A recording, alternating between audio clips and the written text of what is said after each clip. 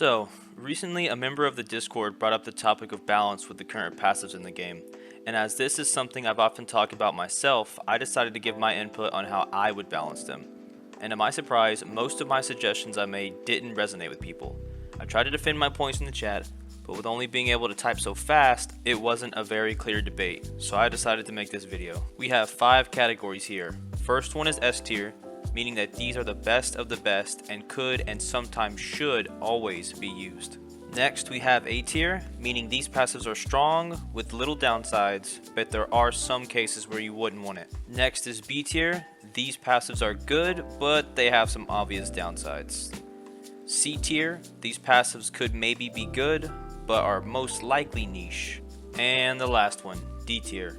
These passives are probably terrible. The only reason I didn't make an F tier is because I believe everyone has at least a little value to bring.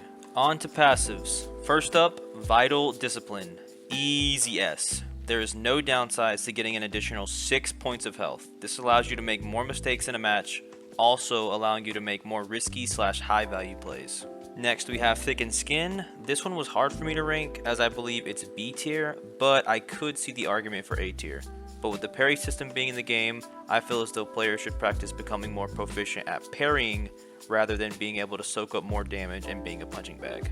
Next we have Fully Prepared, and this is an easy D tier. Having the ability to have your ultimate at the start of the game sounds good, but with some elements having bad ultimates, and even if you have a good one and you miss it, you're completely down a passive the entire match, giving your opponent a big advantage over you, and best case scenario you hit it. With it being so early in the game, most times it's not a guaranteed kill, still leaving you without a passive. Next is Fleet Dexterity, and this one is another easy S tier. With the additional dash, you almost always have 2 dashes available to dodge incoming attacks, which sets you up with an opportunity to counterattack.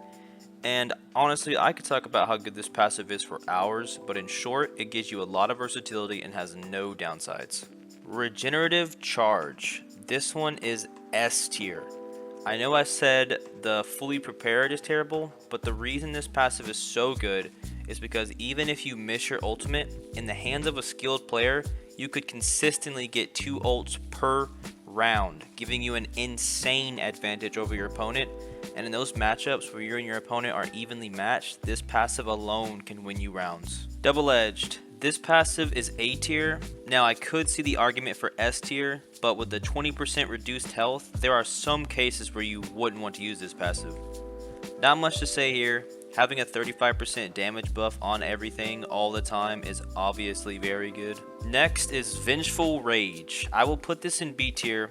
It's a simple passive that gives a 35% damage buff like Double-Edged, but you have to be below 50% health, which means there could be some cases where you just die and get no value out of it, or you lock in and take advantage of the 35% damage buff and destroy the competition.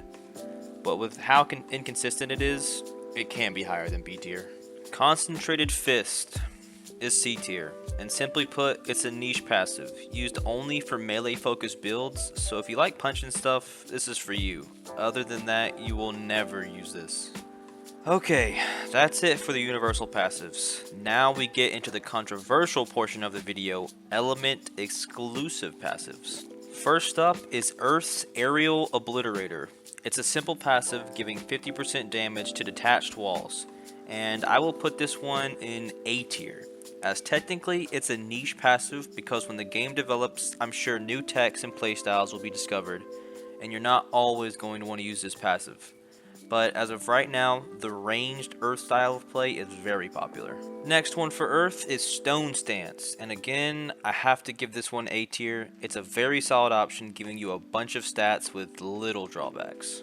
On to Water's Absolute Zero, and I'm gonna give it a 0, so it's going in D tier. Giving you a measly 15% more damage is honestly laughable, because not only is there very few ice moves to actually take advantage of it, they are also hard to hit, so wasting that slot on it when you could equip something like Double-Edged just doesn't make sense. Water's last one, Healing Blows, and I gotta put it in D tier. Losing 20% of your damage for 25% healing is just a terrible trade-off. Some people say it's good for sustain in free-for-all games, but I'm gonna disagree by saying a quote I love. There's no need for healing if everyone is dead. On to my favorite element, fire, with the first one being Burning Embrace, and it pains me, but it can't go any higher than C, as losing 20% of your damage for a flat 7.5 is just as bad as absolute 0. The only value you can get from this is by playing a very long-range poke-heavy playstyle, but at that point, go play water. And the last one I'll be talking about, as I refuse to learn air, so I know nothing about it. Scorched Earth, and it's an easy S tier, only because how strong the air versus fire matchup is without Scorched. As a fire user, it feels impossible to inflict any damage on the air user who is just constantly chipping away at you with Air Blast. So until they nerf Air Blast, it is an absolute must-have for every fire user. Let's talk about balance. If I was a developer for a day, this is how I would change the following passives, as I believe the goal of the element exclusive passives were to promote alternative ways to use the elements. Think about it.